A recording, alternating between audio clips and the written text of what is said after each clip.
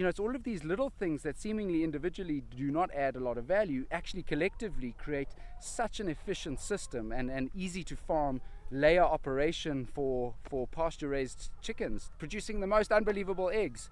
I just love it.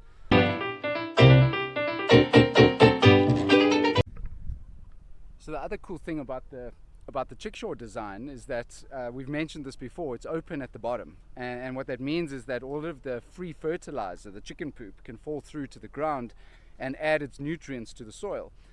But it also allows for the chickens to go underneath. So if you have a look, you'll see here that the chickens can find shade. So no matter where we are in pasture, there is the provision of shade for the chickens in the heat of the day, which is fantastic. So I mean, the design of this is phenomenal, and we have Justin Rhodes to thank for that. He's a homesteader in the States and an ingenious small-scale farmer, and he came up with the design. We've simply evolved it utilizing more modern sort of materials and a production system that makes it scalable, and so that we can produce these en masse.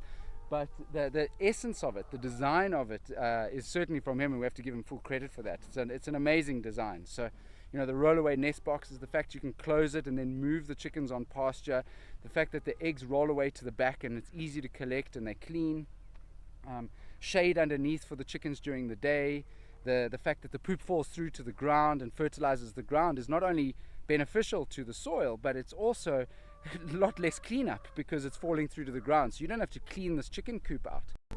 So one of the most satisfying parts of this whole process is walking to the back of these chickshaws, opening it up and getting fresh eggs. Check that out. They just roll away to the back. Okay, so what we've got here is we've got the these chickens are pecking me.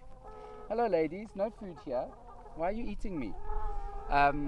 So we've got the Gallagher electric poultry netting and the solar energizer, and basically what we do is it's an electric fence, and its primary purpose is to keep predators out, but it also does keep the chickens in. So it's in fact a land management tool.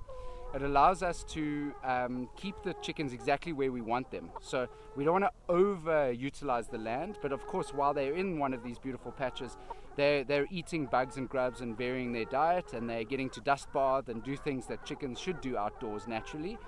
But they're protected in the process, and we're protecting the land in the process. So we're moving them as and when is required. The beauty of this whole system and the chickshaws is at night they go in. Again, we close it from a security safety perspective, keep away jennets and jackal or whatever else might predate them in that time. And then the next morning they're already all in there. We don't have to herd cats. We can literally pull them on pasture to the new spot and then erect the electric fencing, which is very mobile and easy to do. So it's not a big job. So we're reducing the amount of effort required to do this and make sure that it's a scalable system and it's easy to train and get people to understand. So yeah, that's the electric fencing, just in case the question was raised and if anyone was wondering.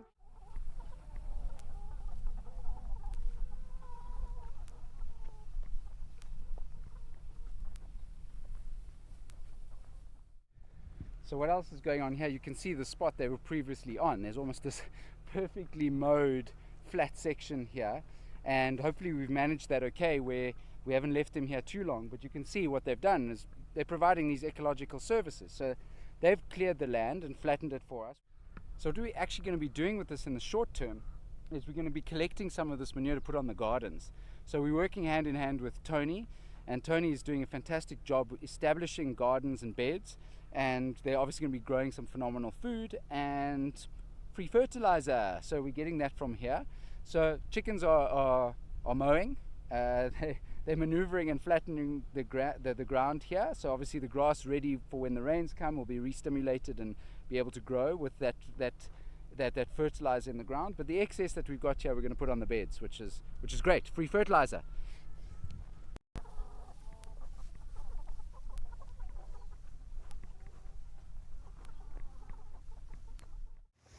So we're just making an instant garden with a bit of colour in these dreary winter times. Second one coming in another what's his face?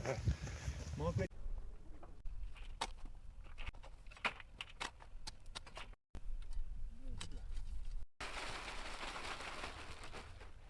flowers, teas, etc., etc. We're putting in a rose-scented geranium. It's got a really nice flower, and you can make a lovely tea with it actually. And then around the sides we're going to put calendulas, which is a very colourful winter flower. They're also edible. Now in our other tray over here, we've got lavender in the centre with violas around the side, and they're also all the petals are edible. Lovely. So, and it's pretty and colourful and useful. I won't eat it right now. You can make an essential oil out of the petals of the calendulas. It can be used for a dye, and it's also good for, I think, skin. I'm not 100% sure. It does have a medicinal use. 3, 4, 5, 6 with a road in the middle there, and we're not going to plant further than here because of the shade. So it'll be 4 blocks, and it'll be predominantly kind of herbs and flowers and things. Amazing. Right here by right outside the door. Yeah. So you literally step outside and you could snip yourself some lettuce for your dinner. That's it. Amazing. Like a kitchen garden really. Put one on each corner, put some pretty flowers in just for colour. Lovely. Initially, and then after that we can use those pots for like maybe grenadillas or runner beans or something like that. So they'll become a feature here. Yeah. Hello, young lady. There it is. She's just like that.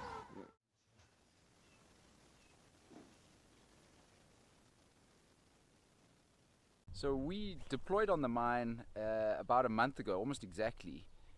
100 chickens, 2 chickshaws, and the entire system.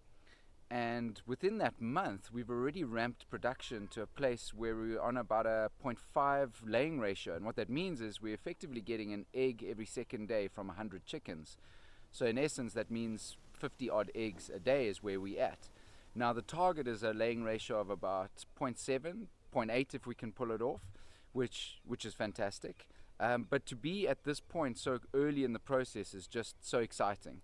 And I put that down to 2 factors. One, the system, but then secondly, and probably more importantly, we're getting full support from this mine. It's such an incredible forward-thinking group of people that are running these agriculture projects on their mine, and it's been such a pleasure working with them and all the support we're getting in the process, and hopefully they're feeling the support from us.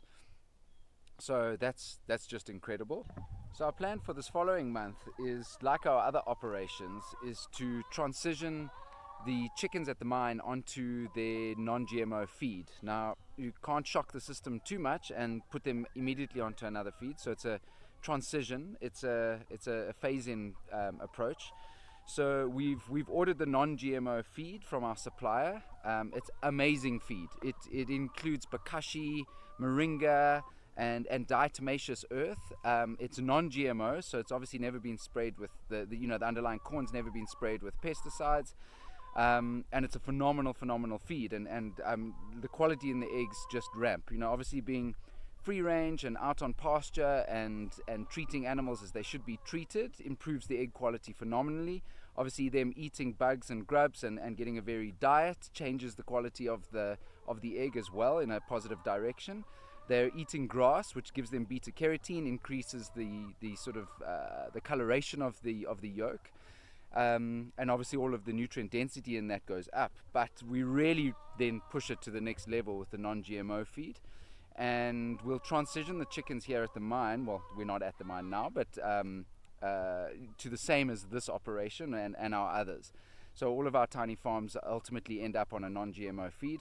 And although the feed is more expensive, the quality of the egg is just like beyond superior, and that allows us to obviously fetch a premium at the market as well, and so that's the plan. So basically we will change the feed ratio to be about half of the old feed and the new non-GMO feed, and then by July we would hope to have the chickens fully on the non-GMO feed, and at that point in time then we can start to sell those eggs as non-GMO, free range, nutrient dense. Put any label you want on it, they're going to be phenomenal.